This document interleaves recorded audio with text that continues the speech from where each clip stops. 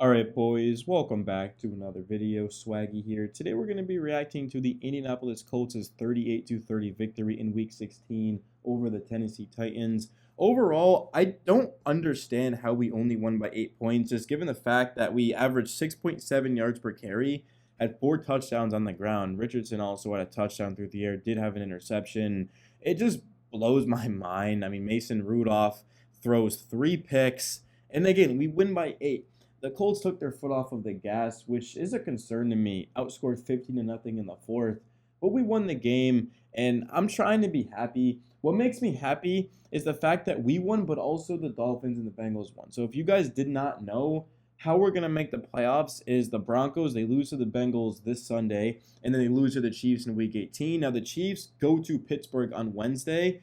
I'm not sure if they'll win that game. If they do, our season's over because they're going to play their backups against the Broncos. But if the Chiefs lose that game, oh my goodness, they will have to go to Denver, win that game to get the 1 seed. If they don't, the Bills are going to get the 1 seed, assuming they beat the Jets and the Patriots, which I think we all believe that they will. So root for the Steelers because, guys, the Colts, if they went out, so we beat the Giants, we beat the Jags, and then the Bengals went out or the Dolphins went out, that three-way tiebreaker between us, Denver, Miami, Cincinnati, everyone, it goes to us, which is just crazy. Like, it's absolutely crazy. And if you look at the Dolphins' schedule, I mean, their next 2 games, they go to Cleveland. Cleveland, without Jameis Winston, I don't give them really much of a chance to be able to beat the Dolphins. Not that the Dolphins are great, but the Dolphins just have to probably score 20 points to win that game. And then at New York against the Jets are going to fight. They fought the Rams, but I mean, the Dolphins, knowing that they have a chance to make the playoffs, like, I think they'll bring it. And then the Bengals have the Broncos, which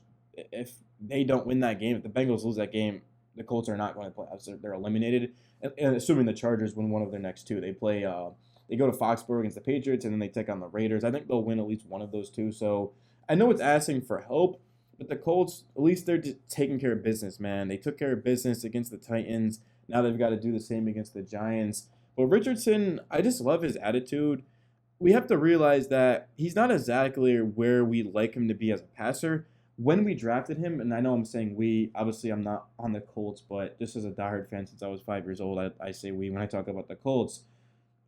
We drafted Richardson knowing that he was a project and that he was underdeveloped as a passer, and we're sort of trying to find ways to win around that. But guys, we handed the ball off 50 times in this game. Richardson only threw it 11, and he didn't care because the Colts won this game, and it says a lot about his character. Shane Steichen deserves a lot of credit for benching him. It clearly got a spark going beneath him, and he's just been arriving earlier, leaving later. You can tell that he's locked in, dialed in right now. And Richardson, he's always loved the game of football. That one play could have ruined his young career where he tapped out because people were just downing his character. I mean, if you guys know Anthony Richardson, football is everything to him. So the fact that he got benched and came back and now has he's 500 when the Colts have started him, I believe, or 500 when he started this year, which is nothing insane, but it's only going to go up. Like, the Colts are only going to get better and better. Jonathan Taylor clearly last week hurt him because he went out there and played his best game probably, I would say, since the Buffalo one a couple of years ago, where he went for like 4 or 5 touchdowns, 29, 218, 3 tutties, 7.5 average, had a 70-yard run. JT was just in his bag. He got up to 21 miles per hour. Man, it was just good to see him cooking, if I'm being honest. Anthony Richardson, 9 for 70 and a touchdown. First time in NFL history a quarterback rushed for 70 and a touchdown, and a running back rushed for 218 and 3 touchdowns. If I'm being honest, that's not the exact stat. I don't remember it, but the Colts made history. I don't remember exactly for what, but Richardson and JT did something that had never been done in the history of football. Trey Sermon, 8 carries for 25 yards, didn't look great. Tyler Goodson actually did look good on his 4 carries, went for 22 yards, 5.5. Josh Downs had a nice tightrope catch for a tutty. He goes 3 for 61. Again, the Colts only threw the ball 11 times, so that's why you don't see much. Like Pittman, 2 for 19. A.D. Mitchell had a 36-yard catch, without question, his best of the year. Just turn around and be able to hold on to that and then hit that Justin Jefferson first down silly. It was awesome to see Molly Cox caught a first down for 15 yards, and that was it. So only 7 receptions for Colts weapons. Against the Giants, who knows what's going to happen. I expect more of the same, the Colts just running the ball. if we do end up making the playoffs, I mean, going to Kansas City or Buffalo is just going to be ridiculous. The Colts can't throw the ball. Let's just get that out of the way. They were forced to throw the ball against Denver, and they couldn't. Now, if the Colts went up 20-7, then they could have just ran the ball. And to that point, the Broncos' offense was so just horrific that the Colts probably would have just won that game. I know going to the past sucks. Like, I'm not even trying to be that guy, but I'm just saying that the Colts, when they can run the ball and their defense is getting takeaways, like pretty much any team is going to be able to win, but especially the Colts. That's how they're going to be able to continue to win moving forward, is run the football, force takeaways, and just make Richardson's life easy. Because if you're running the ball, that leads to play actions, and now teams have to account for both the pass and the run. The Colts early on in the season were just getting backed up. They were in second and third and long situations, and that's just not how the Colts are going to be able to win. There's very many quarterbacks in the NFL that in those long situations are going to be able to thrive. Like the Texans, for example. I mean, you get them in long situations and they're just not very good. But in short situations with Joe Mixon and the play action, I mean, they're unstoppable. So it's the same thing for the Colts. So getting JT going early and often is going to be the key moving forward. And even though Richardson only threw it 11 times, he had as good of a game really outside of that interception is anyone besides JT. JT was just on a different level, but Richardson, he made some nice cuts. He had a 29-yard run. Of course, he had that rushing touchdown where Quentin Nelson pulled to the left. Nelson did get hurt. Hopefully, he's going to be good to go. I will check the news tomorrow when I make my Colts video. You guys are getting this on Monday. I'm recording this Sunday night, so if I sound exhausted, it's because I am. It's 11:34. I've been watching football all day and finally wanted to talk about this game. So that was it for the offense. In terms of the defense, we did have 3 interceptions. The Titans only ran it for 3 yards per carry. Calvin Ridley was a problem early, but second half didn't really do anything.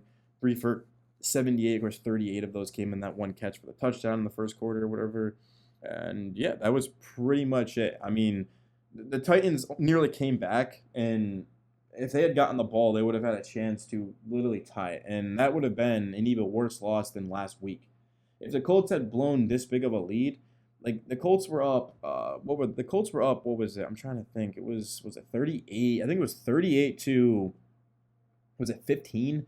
Yeah, the Colts were up 38 to 15 going into the fourth quarter, and it ended up being 38 to 30.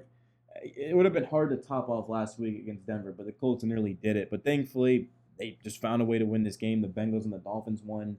And the Colts, there's a lot riding on this week because the Broncos play the Bengals, but before that even happens, the Chiefs play against the Steelers. And if the Chiefs win that, they will not play their starters in Week 18, which means the Colts aren't making the playoffs unless the Chargers collapse against the Patriots and the Raiders. Chris Ballard certainly is going to be questioned his job and how safe it is. Gus Bradley is another guy that's going to be on the hot seat. I don't know if they'll fire Chris Ballard, but I mean, he's been here since 2014, and the Colts have not won the division. So he's got to get going. I mean, Ballard's done a lot of good for us, but he's also just not put enough talent around. The Colts haven't flashed their potential this season, and they just haven't played a full 60 minutes of good football. The Colts there's always something going on with this team. If they had ended up winning 38 to 15, then absolutely that would have been the best win of the year, and I would have been feeling good. But they didn't. They got to score 15-0 in the fourth quarter. So the Colts need to figure it out. They're going up against the Giants, who have the worst record in football. But knowing the Colts, they'll be in a one-score game, and Richardson's gonna have to lead a game-winning drive at MetLife. Man,